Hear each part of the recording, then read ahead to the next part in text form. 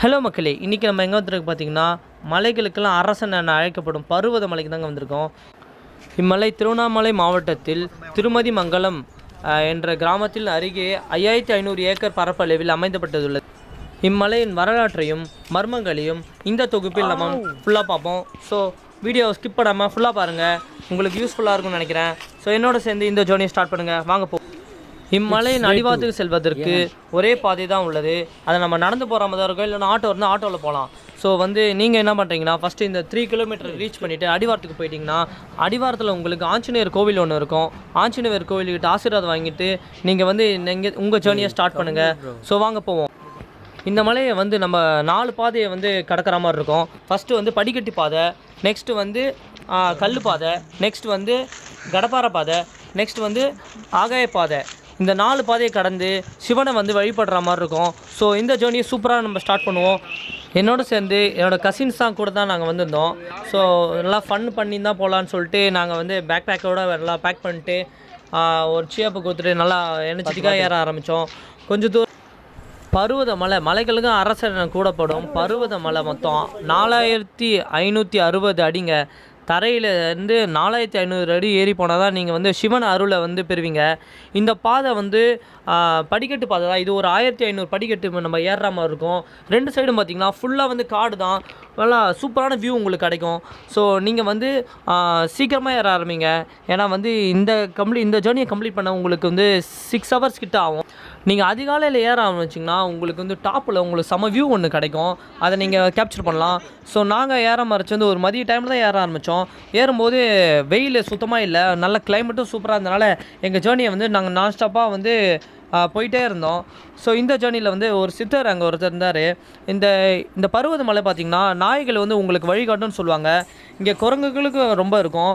So நீங்கள் உங்கள் ஏன்னா ஃபுட் ஐட்டம்ஸ் தான் கொஞ்சம் கேர்ஃபுல்லாக இருங்க. ஏன்னா குரங்கு உங்ககிட்ட ஏதாச்சும் பிடுங்க ஆரம்பிக்கும். இந்த ஜேர்னியில் மொத்தம் நாங்கள் 5 பேர் வந்திருந்தோம். 5 பேருமே நான் எந்த இடத்துல நிற்காமல் கிடுகிடுன்னு ஏறினே இருந்தோம். ஸோ சுத்தமாக நாங்கள் டயர்டாகல. அதுக்கு மெயின் காரணம் கிளைமேட் தாங்க. இந்த இடத்துல நிறைய எழுதியிருப்பாங்க, அதெல்லாம் நீங்கள் படிக்க தேவையில்லை. ஏன்னா அதெல்லாம் தேவையில்லாதது தான். இந்த மலை ஏறணுன்னா நீங்கள் சிவனோட அருளை பெற்றுக்கணும். சிவன் அனுமதி கொடுத்தா மட்டும்தான் இந்த மலையை ஏற முடியும்னு வரலாற்றில் சொல்கிறாங்க. ஸோ நாங்கள் எங்கள் ஜேர்னியை நான் ஸ்டாப்பாக நம்ம போயிட்டே இருந்தோம். எந்த ஒரு களைப்பும் இல்லாமல் நம்ம மொத்தம் 1250 படி கிட்ட ஏறி இருப்போம். நீங்கள் அதை கம்ப்ளீட் பண்ணிட்டோன்னே உங்களுக்கு கல் பாதை தாங்க வரும். கல் பாதை தான் இருக்கிறதுலே டஃப்பான பாதை. ஏன்னா ரொம்ப செங்குத்தாக கல்லுங்க இருக்கும். நீங்கள் ஜாக்கிரதையாக ஏறணும். ஏன்னா இந்த இடம் தான் ரிஸ்க் ஆரம்பிக்கும். நீங்கள் பருவத மலை அவ்வளோ லேசெல்லாம் ஏறிட முடியாதுங்க. ஏன்னா ரொம்ப கஷ்டமான மலை தான் இது. ஏன்னா என்னோடய எக்ஸ்பீரியன்ஸை சொல்லியிருக்கேன். கொஞ்சம் இந்த இடமும் கடப்பாறை பாதை தான் செம்ம டஃப்பு. நீங்கள் அதை கம்ப்ளீட் பண்ணிட்டீங்கன்னா உங்களுக்கு அறியாத ஆளுங்க எங்களுக்கே இவ்வளோ டஃப்பாக இருக்கும் போது பெரியவங்களாம் வயசானவங்களாம் இந்த பாதையை கடந்து வராங்க. அவங்களுக்குலாம் ஒரு சல்யூட் தான் சொல்லணும். ஏன்னா இவ்வளோ ஏஜாக இருந்தாலும் எந்த ஒரு இதுவும் இல்லாமல் சிவனை பார்க்கணுன்னு சொல்லிட்டு ஒரே குறிக்கோளோட இந்த மலையை கடந்து வராங்க. அவங்களுக்குலாம் ஒரு வாழ்த்துக்கள் சொல்லிட்டு நாங்கள் மலையை ஏற ஆரம்பிச்சிட்டோங்க. மலையை ஏற ஆரம்பிச்சு கொஞ்சம் தூரத்துலேயே ஒரு சூளம் ஒன்று இருக்கும். அங்கே வழிபாடு செஞ்சுட்டு நாங்கள் கொஞ்சம் நேரம் வெயிட் பண்ண ஆரம்பிச்சிட்டோம். வெயிட் பண்ணோடனே நம்ம நண்பர் இங்கே பெல் அடிக்கிறாரு.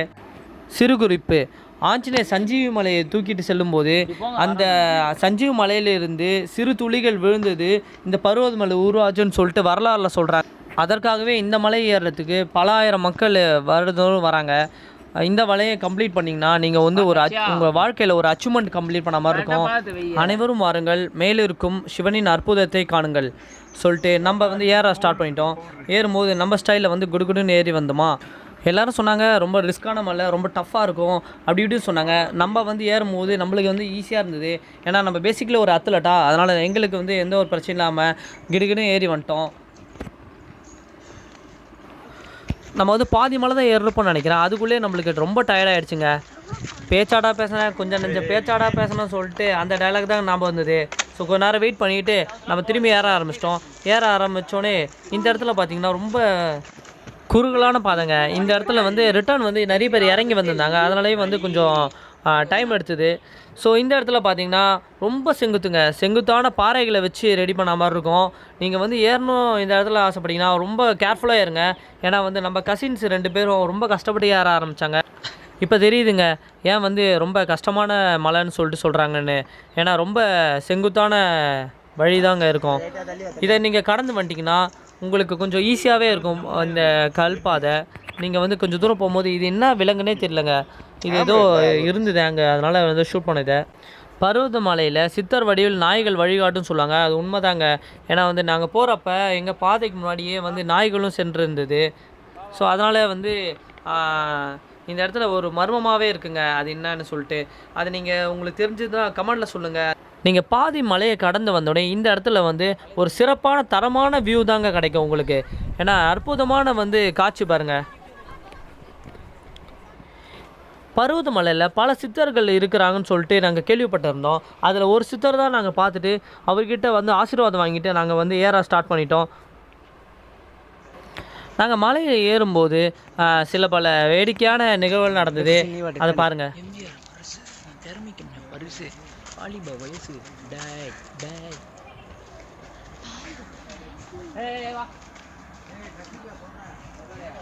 நம்ம கூட வந்திருக்க 2 கசின்ஸ் மட்டும் கொஞ்சம் பொறுமையாக ஏறி வந்திருந்தாங்க.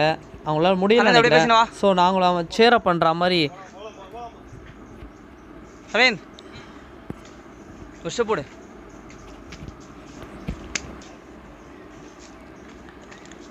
அவங்களும் வந்து சேரப்பாய் ஒரு ஆய் சொன்னாங்க. அட்லாஸ்ட்டு நம்ம கற்கள் நிறைந்த பாதை வந்து கடந்து வந்துட்டோங்க. நெக்ஸ்ட்டு வந்து கடப்பாறை பாதைக்கு தான் போயின்னு இருக்கோம். போகிற வழியில் வந்து நீங்கள் வந்து மலையை ஒட்டினா மாதிரியே போங்க. அந்த இடத்துல வந்து கொஞ்சம் சேஃப்டியாக இருக்காது. நீங்கள் வந்து அந்த இடத்துல வந்து நிற்காதீங்க. ஸோ சேஃபாக வந்து மலையை ஒட்டியே போங்க. அதுதான் உங்களுக்கு வந்து சேஃப்னு நான் வந்து கிட்டத்தட்ட 4000 அடி உயரத்தில் இருக்குமா. ஸோ காற்றுக்கு பஞ்சமே இல்லைங்க. செம காற்றடிக்கும். நெக்ஸ்ட் இதாங்க கடப்பாறை பாதை. இந்த இடத்துல மலையில் வந்து கடப்பாரியை வந்து அடிச்சு வச்சுருப்பாங்க. இதை நீங்கள் பிடிச்சின்னு ஏறுற மாதிரி இருக்கும். ஸோ ரொம்ப ரொம்ப ரொம்ப டேஞ்சரான இடங்க இது. நீங்கள் வந்து கரணத்தை போல் மரணம் அப்படின்னு சொல்லுவாங்க, அது மாதிரியான இடங்க இது.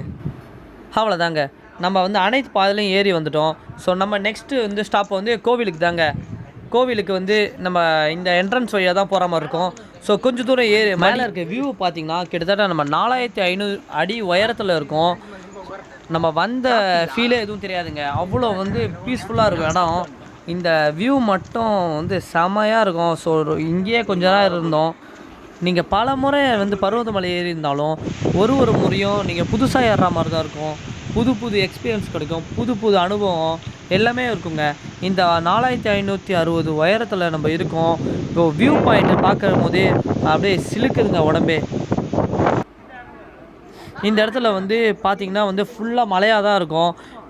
சுற்றி வந்து நம்ம நாலா பக்கமும் மலைகளாக தான் இருக்கும். இந்த கோவிலின் சிறப்பே சிவலிங்கத்தை வந்து நம்மளே வந்து அபிஷேகம் பண்ணுற மாதிரி இருக்கும். ஸோ சிவலிங்கத்தை பார்க்கும்போது நம்ம கடந்து வந்த பாதையை வந்து மறந்து விடுவீங்க.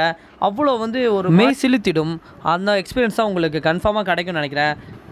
ஸோ ஒன்ஸ் நீங்கள் பருவதமலை ஏறி சிவனின் அருளை பெற்றீங்கன்னா அங்கேருந்து போக மனசே வராதுங்க. அதனால் நாங்களும் கொஞ்சம் நேரம் உட்காந்துட்டோன்னே எனக்கு வந்து ரொம்ப பக்திமயமாயிடுச்சு. சரி எல்லாம் முள்ள சிவனே போட்டின்னு சொல்லிட்டு நான் வந்து போஸ்ட் கொடுக்க ஆரம்பிச்சிட்டேன். நாங்கள் இருட்டுறதுக்குள்ளே இறங்கணும்னு சொல்லிட்டு இறங்க ஸ்டார்ட் பண்ணிட்டோம். ஸோ இந்த இடத்துல பார்த்திங்கன்னா உங்கள் சிவலிங்கம் தான் இருக்கும். சிவலிங்கத்தில் வந்து விபூதி நிறைய இருக்கும். அதை நீங்கள் வந்து கொஞ்சம் எடுத்துக்கோங்க. நாங்கள் வந்து இறங்குறப்ப மழை லைட்டாக தூர ஆரம்பிச்சிருச்சு. நாங்கள் கேர்ஃபுல்லாக வந்து பொறுமையாக தான் இறங்கி வந்தோம். பார்த்திங்கன்னா தெரியும், நம்ம வந்து கடப்பாறை வழியாக ஏறி வந்தோம். ஸோ நம்ம இந்த இடத்துல பார்த்திங்கன்னா ஒரு ஏணிப்படி வழியாக இறங்கி வரோம். இந்த பாதை வந்து ரொம்ப சேஃபான பாதை. ஏன்னா கடப்பாறை பாதையில் இறங்க முடியாது, கொஞ்சம் கஷ்டமாக இருக்கும் சொல்லிட்டு நாங்கள் இந்த பாதையில் இறங்கி வந்தோம். மழை பெய்யும் போது கடப்பாறை பாதையில் ரொம்ப வழுக்குன்னு சொல்லிட்டு இந்த மாதிரி மாற்று பாதை இருக்குது. அந்த வழியாக நீங்கள் இறங்க யூஸ் பண்ணிக்கலாம். கிட்டத்தட்ட நீங்கள் 3 மணி நேரம் 4 மணி நேரமாக ஏறி வந்திருப்பீங்க. ரொம்ப கஷ்டமான பாதையெல்லாம் கடந்து வந்திருப்பீங்க. ஆனால் வந்து மேலே இருக்க சிவனை பார்க்கும்போது உங்களுக்கு வந்து எந்த ஒரு களைப்பு இல்லாமல் ஒரு புது எனர்ஜி கிடச்ச மாதிரி இருக்கும். அதுதான் இங்கே ஒரு மர்மமாகவும் இருக்குது. இங்கே இருக்கும் சிறப்புங்க. நீங்கள் எந்த ஒரு களைப்பும் இல்லாமல் நீங்கள் வந்து ஏறும்போது ஸ்டார்ட் பண்ண எனர்ஜியோடு நீங்கள் இறங்கி போக மாதிரி இருக்கும். இந்த ஜேர்னியை வந்து நாங்கள் வந்து ஃபைனலாக கம்ப்ளீட் பண்ணிட்டோம் சொல்லிட்டு பாய் பருவதமலைன்னு சொல்லிட்டு ஒரு இறங்க ஸ்டார்ட் பண்ணிட்டேங்க. எங்கே நம்ம போனோம்? பருவதமலைக்கு. எந்த மலை ஏறணும்? பருவதமலை. ஓ நமச்சிவாயா.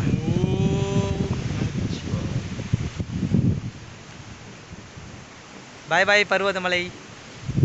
பாய் good bye. Bye. See you next time.